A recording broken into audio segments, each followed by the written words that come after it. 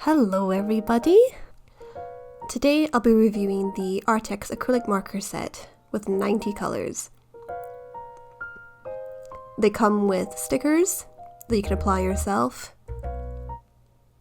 Look at all those colours, oh my gosh. They can also be used in a variety of different surfaces. And they even come with two metallic colours as well, in gold and silver. Another cool element about these particular pens is that you don't need to shake them in advance before you start drawing. And they all happen to be brush nibs, which are my favourite types of nibs to use. I'm using the Strathmore marker paper to do some swatches, because even though today I'm not going to be drawing directly onto paper, I really want to show you guys just how pigmented they are. And when I say pigmented, I mean pigmented. They are so good when it comes to colouring over mistakes. And something else that I want to highlight, because it's something I've noticed myself and something I appreciate ARRTX doing, is that the ink actually matches the lid colours. I don't know if any of you have experienced it before, but sometimes, every so often, I will get a pen that just doesn't match the actual ink colour. No idea why, but it is frustrating when it happens. The range on this colour set as well, by the way. I mean, just look how many colours you get in one box. I had to get you guys in close to see the shine on this silver and gold. Oh my goodness, the metallics never fail with ARRTX. They also sent me this little white bunny for Easter, which I thought was so cute to send this to me as well. And they told me to use it for creative inspiration. So that's what I'm going to be doing today. I'm going to be painting on this little white bunny, which is very out of my comfort zone. I don't normally work in 3D forms, so this is a whole new thing for me. You're probably questioning at this point why the format has changed. Unfortunately, my camera battery decided to die all of a sudden. And when I say die, I mean literally kick the bucket. I couldn't charge it, I couldn't do anything about it. But lucky for me, I was recording on my phone at the time for social media, so those are the clips that you're seeing are from my phone now. I started covering the whole bunny, all of its fur, in the colour SO3, and it's pretty much like the lightest shade that's peach, but veers more on the pink side. I wanted something that was extremely pale that I could work on top of. And that's when I started using the shade 20, which is sort of a bubblegum pink kind of colour. And I used this around places like her eyes, under her jacket, anywhere where shadows would naturally be created. And also in her ears to add a little bit of extra dimension. I loved painting her bunny nose. I think that's probably my favourite part.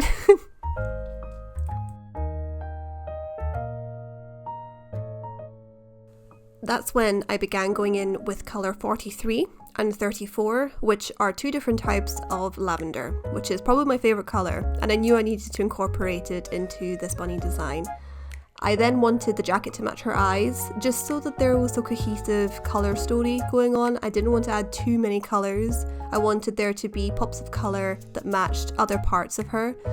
So I covered all of her eyes in lavender. And as you can see here, I started going in adding details like her pupils in the colour 76, which is, it looks blue here, and it is quite blue, but it does tend to go a little bit more into the purple side compared to the other blues in the set. I also added some highlights to her jacket as well, just in the areas that it naturally has creases, and I went in with a few shadows along with it. Can I also note how helpful cake drums are? I got that specifically for this bunny, and it was so helpful, especially going around doing highlights. So highly recommend getting a cake drum if you don't have like a table turner, because I know those are quite expensive. So yep, cake drum, that's apparently where it's at. This little carrot was made up of the colours 05 and 08. The 05 is gorgeous. It's like this really pale sage colour. I think I do eventually go in with like a darker C55 just to kind of highlight the leaves a little bit more. This is where I realised that the blue that I put on originally is not dark enough for what I want it to do. So I end up going in with a 48, which does veer on the purple side. It's like a classic purple, and I think I was a bit nervous doing it at first because I was like, oh, what if this doesn't look good? What if it doesn't look right? I realised it doesn't matter because I can just paint over it and do it again, because that's the beauty of acrylic paint. I also kind of jumped the gun a little bit and started adding gold metallic moments way too early. That's something I tend to do quite often.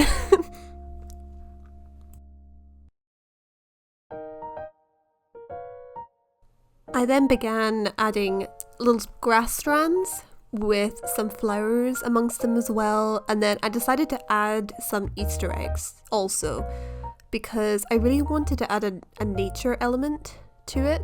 I think that's such an important part of springtime, the Easter season, and it gives me a great excuse to use these gorgeous pastels that are in this set.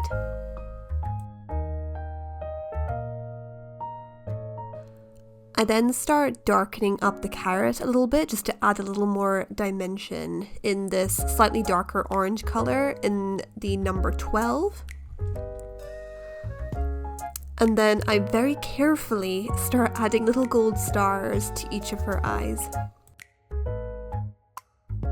This is where I'm very happy that it's a brush nib because you get that point at the end, so it made this whole situation a lot easier.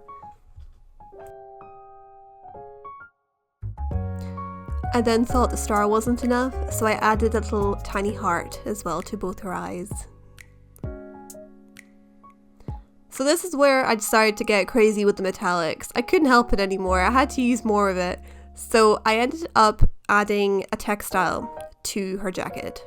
And I went for these sort of doodled versions of eggs, the Easter eggs. So I went in with little patterns on them. And I tell you what, trying to draw a round shape on a bumpy surface that has arms and colours and all this sort, that's hard. It's quite hard to draw it and make it look good. So that took me a moment.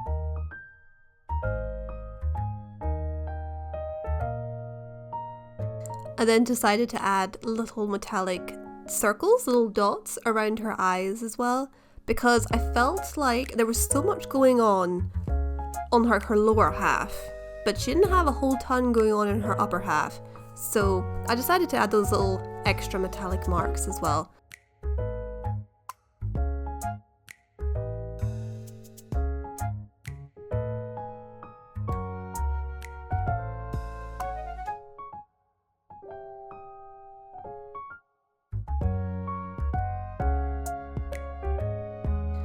This is where I start adding in the Easter eggs, and they're all colours that we've used throughout the bunny, so there's going to be nothing that's shocking to be there.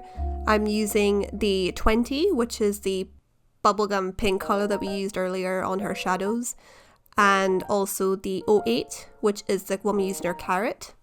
Once I got all of the eggs done, I decided I wanted to also be cohesive with her jacket as well, so I did a few of the doodles that were on her jacket also on the Easter eggs.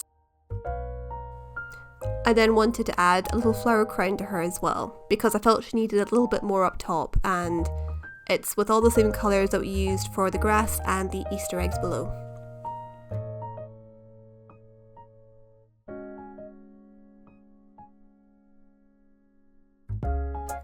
And there you have it, she's all done in her Easter best with her metallic coat and her little carrot. It was so fun to work on something like this because it's so different to what I normally work on, and thank you to ARRTX for sending these pens to me, and also the little white bunny as well. She's now my official Easter ornament. I'll bring her out every year now. It's also been really fun to see other people's variations of these bunnies when they've received them, and just how everyone's done everything so differently. I think this set might actually be my favourite set so far that ARRTX have sent me. I mean, it's hard to fault them really. They're so amazing. They don't require shaking like other ones. They are just ready, like immediately you can draw with them. You don't have to prep them. So yeah, they're absolutely fabulous. If you want to get these for yourself, head over to ARRTX's website. I will have a link down below. And yeah, have fun. Bye.